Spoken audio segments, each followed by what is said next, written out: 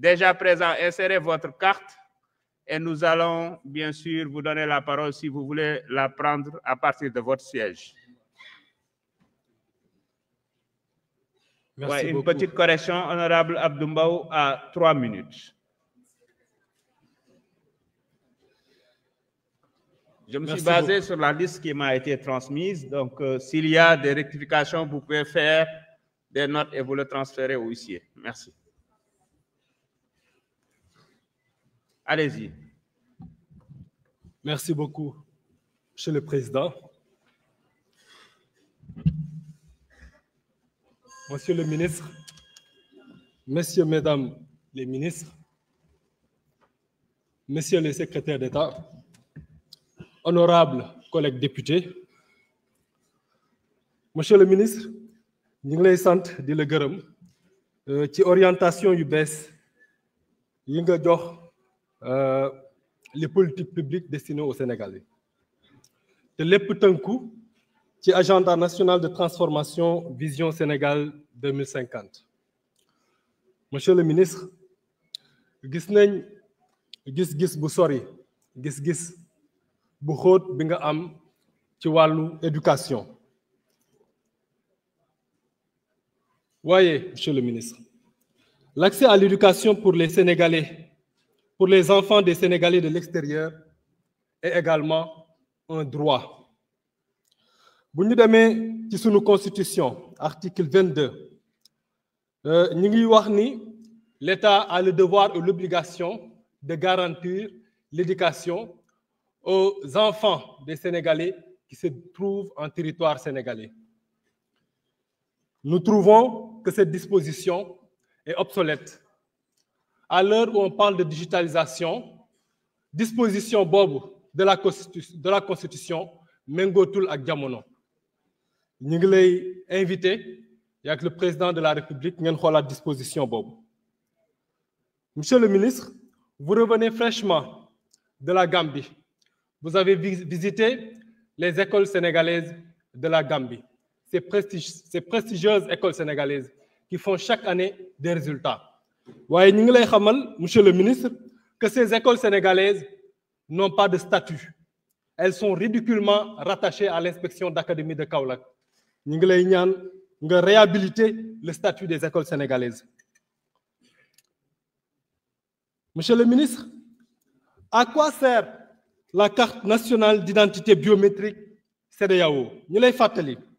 Dans l'exposé des motifs du projet de loi instituant la carte d'identité biométrique CEDEAO du 22 février 2016, il est clairement dit: l'objet visé à travers l'introduction de cette carte d'identité biométrique commune à l'ensemble des États membres de la CEDEAO est de faciliter la mobilité intra-régionale. Cette carte aura l'avantage de supprimer la carte de séjour obligatoire pour les citoyens qui souhaitent rester plus de 3 mois dans un pays autre que le leur, malgré l'instauration de la libre circulation des personnes et des biens. Monsieur le ministre, les Sénégalais yi dem Mali ak Gambie, pour ne citer que ces deux pays, vivent un calvaire insoutenable.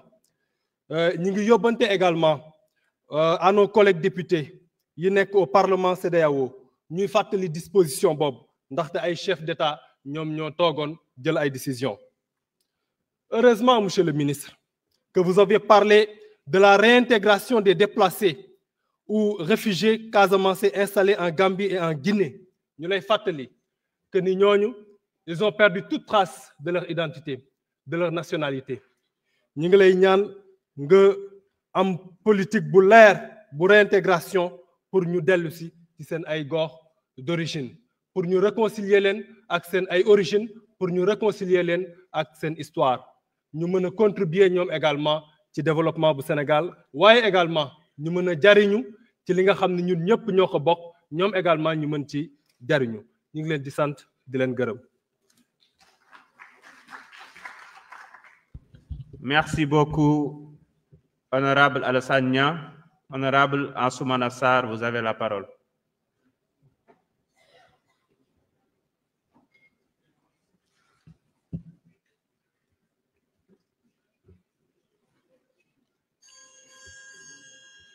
Monsieur le Premier ministre, Mesdames, Messieurs les ministres, honorables députés, donc maa leen di nuyu ku nekk ci turam ak santam. Monsieur le Premier ministre, nous vous félicitons pour cette brillante déclaration de politique générale. Elle a été attendue, mais elle a été à la hauteur. Et nous pensons que sa mise en œuvre va changer considérablement le quotidien de tous les Sénégalais. C'est vrai qu'il est difficile de prendre la parole après votre exposé, parce que nous risquons de nous mettre à répéter tout ce que vous avez dit, parce que vous avez évoqué véritablement toutes les questions qui intéressent les Sénégalais. Mais permettez-moi d'évoquer 2 points. Le premier est relatif à la lutte contre les changements climatiques. C'est vrai, il est évoqué dans l'agenda national de transformation, dans l'axe 3, mais je pense que le Sénégal doit renforcer ce volet-là. Parce que la salinisation des terres dans certaines zones menace l'agriculture, l'avancée de la mer grignote nos plages et les inondations, chaque année, menacent le quotidien de milliers de Sénégalais. Ainsi, Monsieur le Premier ministre, je voudrais vous demander, à travers votre gouvernement, de faire de cette question des changements climatiques une supériorité. Vous en avez parlé à travers un projet de loi sur la biodiversité et l'instauration dans chaque ministère une cellule de développement durable. Le deuxième point que je voudrais évoquer concerne la décentralisation. Il est vrai, nous avons connu l'acte 1, l'acte 2, l'acte 3. Mais force est de reconnaître que le niveau central continue à concentrer tous les pouvoirs qui devraient être dévolus aux communes, en tout cas aux collectivités territoriales. Les gens trouvent anormal que les ministères continuent à construire des postes de santé ou des salles de classe, alors que les communes peuvent valablement le faire. L'avantage de cette démarche, c'est de lutter contre les inégalités, parce que les populations à la base connaissent mieux les priorités. Et cette démarche permettra de réduire beaucoup de disparités. Il en existe partout dans le territoire. Je prends un exemple dans le département de Foundiougne, la commune de Nioro-Alassane, une commune qui compte 61 villages et 10 hameaux et qui ne dispose pas d'un lycée. Ces disparités existent en matière de santé, en matière d'éducation, en matière d'accès à l'électricité, mais aussi d'accès à l'eau. Pour terminer, Monsieur le ministre, Monsieur le Premier ministre, je voudrais évoquer devant vous la question du port de Foundiougne et la situation des travailleurs de la Poste. Donc c'est une situation que vous avez héritée, mais nous vous demandons, avec votre gouvernement, dans la mesure du possible, d'y apporter les solutions les plus idoines afin de permettre ces travailleurs et à leurs enfants de retrouver le sourire en cette fin d'année. Je vous remercie. Merci beaucoup, honorable Assoumana Sarr. Donc, honorable Mam Mariama Dari, man nga ñëw jël kaddu. Honorable Anta Babacar Ngom, man nga waajal.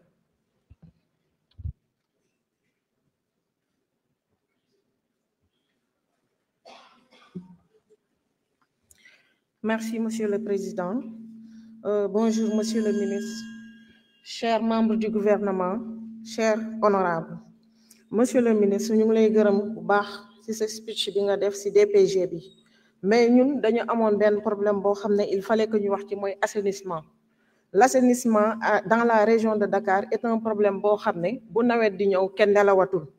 Région de Dakar mu commencé déjà dans les années 70 assainissement yi ñu fi defoon yu ñu prévoiroon dafa vétuste donc ñu commencé ko ci communes yoo xam ne par exemple lu mel ne Parcelles Assainies Grand Yoff Médina nga dem Kër Massar dem Rufisque un peu partout à travers la région de Dakar problème yooyu la ñu am di ñaan même bu fekkee ne dañuy gis ne c'est pas du compétence yoo xam ne dañ ko jox mairie yi dañuy curer mais bu nawet di ñëw dañuy gis ne tout le temps day boucher ndox bi du dem parce que day wane ne tuyaux yi diamètre yu ñu ci defoon dafa tuuti di la ñaan nag nga xoolaat ko bu baax a baax dimbali ñu ci parce que moom mooy le problème de tous les Dakarois di wax aussi tamit ci vol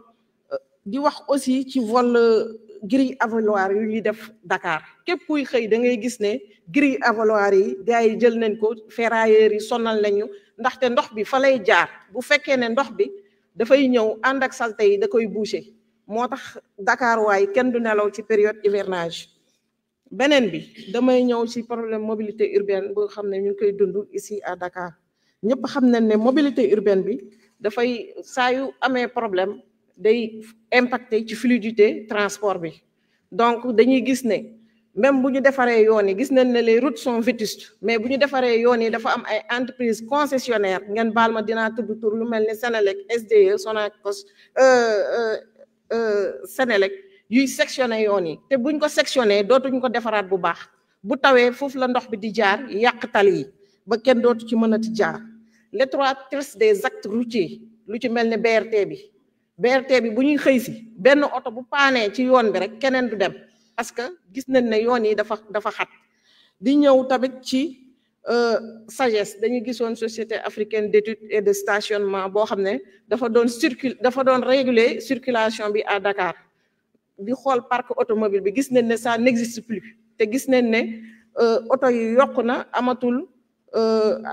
amatul SAGES donc yooyu problème la ñu gis tamit brigade mobile d'intervention municipale ñooñu aussi tamit dañ doon régler circulation bi di régler encombrement bi donc encombrement boobu tamit li ko waral dafa bëri gis nañ ci ambulants yi gis nañ ci tablier yi gis nañ ci lépp di ñaan yàlla nga defal nga di la ñaan nga régleel ñu léegi damay ñëw ci beneen point bi moom mooy FDTT Fonds de développement des transports terrestres ñëpp gis nañ ne dafa ñëw pour def le renouvellement du parc automobile à Dakar renouvellement boobu dañu gis ne budget am dafa wàññeeku 2 milliards dafa jóge ci 2,5 milliards ñëw ci 1,5 milliard di la laaj pourquoi ça parce que bu fekkee ne ñoom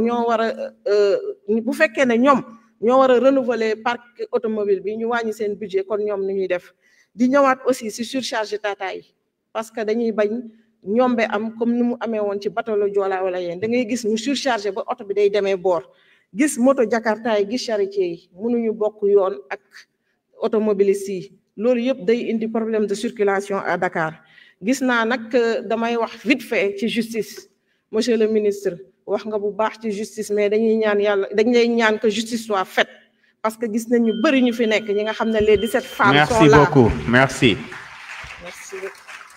Honorable Anta Babacar Ngom man nga ñëw jël kaddu. Honorable Fatou Sow man nga préparé wu pour 3 minutes.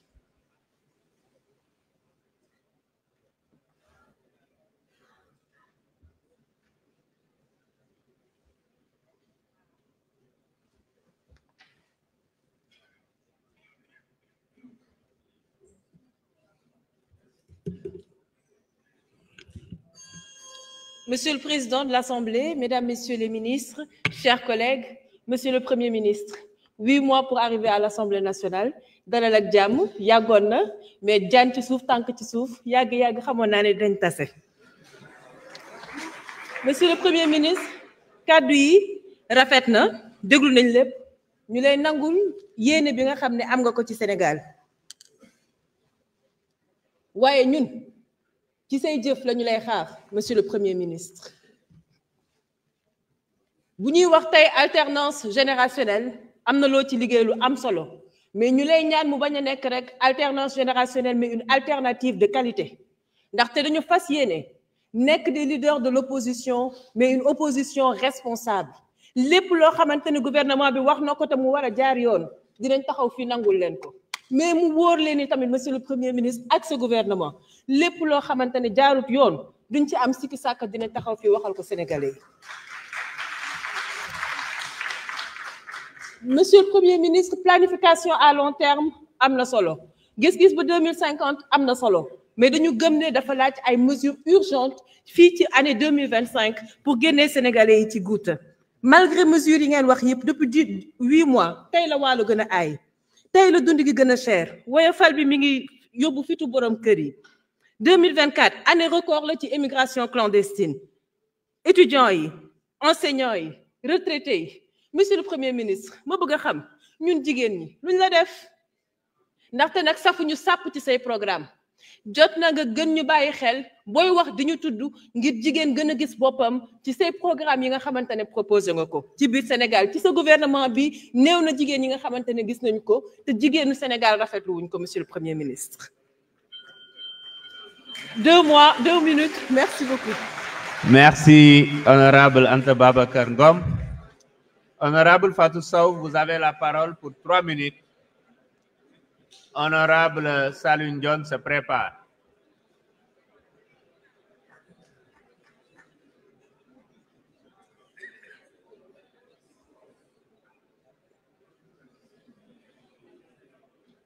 S'il vous plaît. Merci beaucoup, Monsieur le Président. Assalamu alaikum, mes chers collègues députés. Merci, monsieur le Premier ministre ak sa gouvernement. maa ngi lay nuyu di rafetlu kàddu yi nga fi total 3 minutes nag dafa bariwul mais damay attirer sa attention rek monsieur le ministre fi nga commencé sa politique fi nga commencé wane sa bopp muy Kër Massar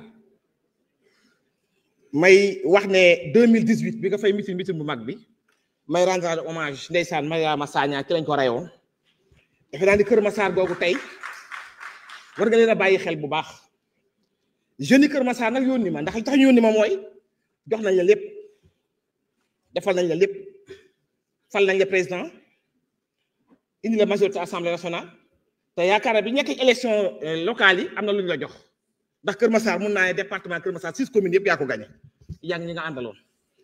monsieur le ministre jeunes yi Kër Massar di wax nag ne ba léegi bu ñuy dem di football dañuy dem Malika wala Yëmbal Mbaaw wax nañ leen dimbali ci sa budget bi. li ma dégg nga wax fii dimbali ba ñu am terrain bu mag stade bu mag au niveau de Kër Massar monsieur le ministre sunu président bu baax bi fi jógee woon muy maître Abdoulaye Wade moo nu jëkk a tabaxal centre de santé au niveau de Kër Massar Nord ak Yëmbal Nord mais tey population bi nekk Kër Massar war nañ xam tey war nañu am tey hôpital mucc ayib ou bien ñu yokk seen plateau médical bi ci centre de santé yi monsieur le ministre am nañ benn lotissement boo xam ne mu ngi Kër Massar lotissement administratif lañ koy wax 11900 am na 1928 parcelles ak beneen 10 lotissement yu ko wër lotissement boobu ba léegi fi may waxee yow amul benn tali bu fa jàll dugg fa mais non seulement amul tali bu fa jàll dugg fa mais bassin ci biir Kër Massar yëpp dañ ko renversé foofu ak APIX moo nekk diggante Kër Massar APIX pour ñu ñoo fexe ba ndox mi jàll dem géej ñu am problème yooyu.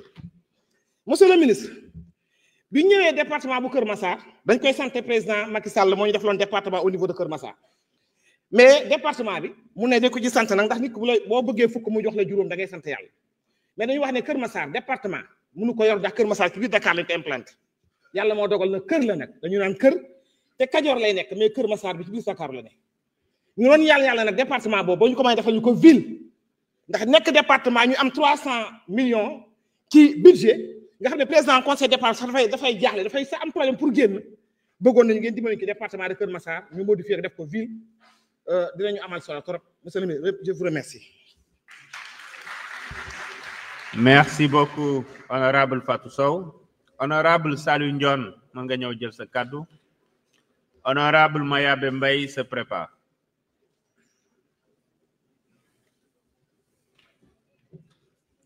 Merci beaucoup, Président. Monsieur le Premier ministre, Mesdames et Messieurs les membres du gouvernement, chers collègues honorables députés. Pendant que l'ancien régime a légué à sa jeunesse une vie chère, un accès presque impossible à un toit, un taux de chômage élevé, un environnement des affaires hostile à l'entrepreneuriat et des libertés bafouées, vous, Monsieur le Premier ministre, vous avez su insuffler de l'espoir à cette brave jeunesse. Celle-ci qui représente 75% de la population est aujourd'hui au cœur de vos préoccupations. Les éléments de ce constat sont clairement exposés dans le communiqué du premier conseil des ministres de votre gouvernement en date du 9 avril 2024. où il est indiqué que la jeunesse, l'éducation, la formation, l'entrepreneuriat et l'emploi des jeunes et des femmes figurent en tête des priorités de l'action gouvernementale. Donc, quand on voit que nous avons fait famille, nous avons dès le Conseil du ministre du 9 avril 2024. Votre démarche fondée sur le Djoub Djoubal Djoubanti, l'agenda national de transformation Sénégal 2050 et cette déclaration de politique générale ambitieuse et porteur d'espoir confirme cette vision. Monsieur le Premier ministre, tout ce que j'ai à vous suggérer, vous et votre gouvernement, c'est de faire de l'épanouissement de la jeunesse non seulement une priorité, mais une véritable urgence. C'est bien heureux de vous entendre parler de l'Observatoire national de l'emploi. Ça vient à son heure. Parce que, Monsieur le Premier ministre, nous ne disposions pas d'une véritable politique nationale de l'emploi. Et cela a favorisé une désarticulation des interventions des différents départements ministériels autour de la question de l'emploi. Donc, il vous revient de nous en proposer une en conformité avec le référentiel. Ensuite de l'Observatoire, il faut penser à regrouper tous les départements qui interviennent autour de l'emploi et de la jeunesse, comme un ministère de la jeunesse, de l'emploi et du travail, afin de faciliter la coordination et la communication et de garantir une meilleure appropriation des mesures. Ce département pourra assurer plus efficacement le pilotage des politiques d'emploi, l'accompagnement et l'orientation des jeunes et veiller à leurs conditions de travail à travers une administration du travail renforcée et dynamique. Monsieur le Premier ministre, parmi les legs déplaisants des régimes précédents, il y a un difficile accès à la terre. Gars yi mëx nañ suuf sépp te mëxkat suuf bu mag bi moom ci 15e législature bi. Monsieur le Premier ministre, qu'est-ce que vous êtes prêt à faire en sus des salutaires audits et suspension de lotissement pour faciliter l'accès à la terre aux plus jeunes? Êtes-vous prêt à l'issue des audits à récupérer les terres indûment acquis pour les restituer acquis de droit? Que dire de la gestion nébuleuse du domaine national par des maires véreux qui se sucrent sur le dos de la population? N'est-il pas temps d'immatriculer toutes les terres du domaine national afin de contribuer à faciliter l'accès à la pleine propriété? Le code du domaine national a fini de montrer ses limites. Pour terminer, je voudrais attirer votre attention sur les soucis environnementaux du département de Rufisque. Ses habitants sont confrontés à un problème d'assainissement, d'avancée de la mer et de la pollution de l'air. Si on prend le cas spécifique de Bargny, nous avons la présence de la Sococim, de la centrale à charbon qui ne respecte pas les normes environnementales et un port minéral et vraquier. En plus d'une deuxième cimenterie, la Sensim, et d'une usine de sidérurgie Tossiali. Un projet que vous connaissez bien parce que vous l'avez révélé au grand public en 2019. Nous attendons la prise de mesures urgentes pour freiner l'avancée de la mer, pour mettre en place un réseau moderne d'évacuation des eaux pluviales, mais également suspendre toute nouvelle installation d'industries polluantes compte tenu du fait que les impacts cumulés de ces projets pourraient impacter dangereusement sur l'environnement et la santé des populations. Monsieur le Premier ministre, yaakaar gi rëy na yéen bi diis na waaye xam nañu sa yëg-yëg xam nañu sa pastefu te jàppal ne ndawi Sénégal ñoo ngi sa ginnaaw te dañu la jàppale ba nga réussir say mission. Jërëjëf. Merci beaucoup, Honorable Salou Ndione. Honorable Mayabe Mbaye, vous avez la parole. Honorable Ousmane Sonko se prépare. أعوذ بالله من الشيطان الرجيم بسم الله الرحمن الرحيم والصلاة والسلام على رسول الله. Président ñu ngi lay nuyu, Monsieur le Premier ministre ñu ngi lay nuyu di nuyu gouvernement bi di nuyu collègues yi. Président ñu ngi lay sant bu baax a baax ci prestation bi nga ñu wan ñu xel dal ci lool. waaye président ñun mag ñi nag dañ ñu cofal tuuti rek. mooy bëgg fàttali la benn mbir mooy ñun. retraité yëpp ay aînés lañu waaye aînés yëpp duñu retraité ba tax na prise en charge bi dafa am problème ñu bëgg rek seen gouvernement bàyyi xel mag ñi baax a baax a baax bàyyi leen xel nag mu ngi doore ci li nga xam ni moom la retraité yëpp di jooy mooy ñu revaloriser la pension ku ne xam na pension bi ni mel plan Sésame bi ñu audité ko def ko mu gën a ñooy la ca des nag mooy président boo toogee ba mu ñor bala ngay yëkkal ñi fi nekkul waaye xanaa nga yëkkal ñi fi ne je m'explique dañuy wax ni sur les ressources venant du pétrole am na pourcentage bu ci dencal la future génération lu baax la alhamdulilah waaye génération bi fi nekk màggat liggéey ba seen doole jeex nan lañ ci boole nan leen wutal benn pourcentage jox leen ko. Ensuite, nous faisons constater que 50% des ménages sont encore gérés par les aînés. Il faudrait que nous ne bàyyi xel di leen jàppale di leen dimbali. ñoom ñooy patriarche kër gi. Chaque jour, ils sont en mouvement. nga ca ngénte ya ñu nga ca takk ya ñooy maye ñooy régler du conflit partout. Ils sont toujours en mouvement et tout le monde n'est pas véhiculé. À défaut de leur faire un transport gratuit. Nous mettons au moins une subvention, la moitié du transport, dans le BRT, dans le TR et dans les futurs trains, Inch'Allah. Monsieur le Premier ministre, il faut nous auditer les presse. Dans sa gestion, il faut nous boler les retraités. Ensuite, il y a un comité national des aînés pour exister. Il faut nous doler les, jàppale leen, gën leen jox gëdd. di leen boole ci ay manifestations yu république di organiser daan fa gis ñii mais kenn du fa gis mukk les aînés ginnaaw loolu nag fu ñu demoon ci campagne bi ñu ngi doon wax ak nit ñi tey bi ngay conclure da nga laal ñetti mbir yoo xam ni wax ji bari na loolu kese la réew mi xaar la haute cour de justice alhamdulilah rabbil alamin l'abrogation de la loi d'amnistie alhamdulilah rabbil alamin nga boole ci nag ñu wax la réduction du coût de la vie alhamdulilah rabbil alamin léegi nag liñ ci mën a wax yaa ko daan wax bàyyi leen xel mag ñi mag ma dab batim réew gouvernement bi daal liñ leen jaal ñu gën a bàyyi xel mag ñi toppatoo leen jàppale leen ñu ngi leen di sant di leen gërëm allahumma salli ala sayyidina Muhammadin wa sallim. jërëjëf honorable Mayabe dañuy jox kàddu gi honorable Ousmane Sonko su jeexalee ginnaaw dañu amoon yéene après premier tour bi ñu suspendre séance bi mais comme waxtu julli mu ngi jege si te tey àjjuma la ginnaaw Ousmane Sonko dañuy suspendre inchallah séance bi pour 2 heures de temps et à 15 heures 0 minute 0 seconde dañuy redémarrer inchallah allez-y.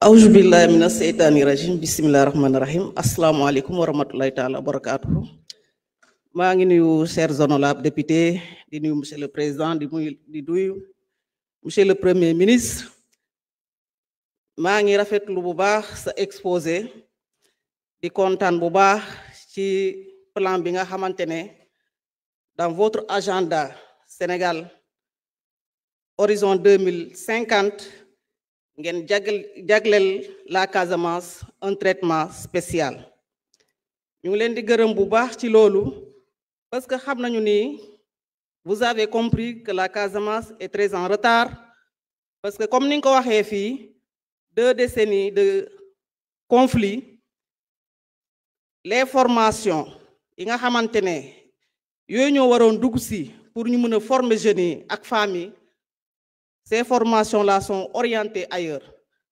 ba tax na la Casamance lu jëm ci formation des jeunes mu ngi dafa tardé bu baax a baax a baax di ñaan ce gouvernement surtout madame la ministre de la femme et de la solidarité ngeen gëstu les femmes de la Casamance mais surtout la jeunesse de la Casamance ñun suñu doom yi ci ay dawal Jakarta la ñu nekk donc dañu soxla formation mais également formalisation la ñu soxla et encadrement ci loolu dama dëgg fii monsieur le ministre PM nga wax ni da ngeen bëgg a créer des champions au niveau de l'ingénierie ma lay fàttaliku tuuti rek nii bi nga nekkee maire de Ziguinchor dafa amoon benn jeune du nom de Famara Goudiaby bi nga xamante ne créé na fii une machine balayeuse nga exposé ko ci sa programme Burok de la commune de Ziguinchor Famara boobu tey mu ngi créé beneen machine bi nga xamante ne machine après buy presse limon la ak agrumes machine boobu day dox sans énergie mais moom mooy produire ci bopp moom mooy produire boppam énergie bu muy fonctionner te li muy jël en terme de quantité mun na jël jusqu'à 1 tonne à l'heure donc ñu soxla ko lool te ñooñu noonu dañu jar ñu gëstu leen ñu accompagner leen te dañu soxla seen accompagnement yéen état bi ci loolu nag monsieur le ministre dégg naa fi ngeen wax fii également ci lenteur administrative yi teg ngeen programme bi nga xamante ne bu war a tax ba lenteur yi jeex ci Sénégal ma leen di wax ni parmi ces lenteurs ñun dañoo noté ni les femmes veuves du Sénégal sont très fatiguées booy perdre sa jëkkër li ngay njëkk a xalaat mooy yéeg wàcc nga war a yéeg pour nga mun a constituer le dossier d'hérédité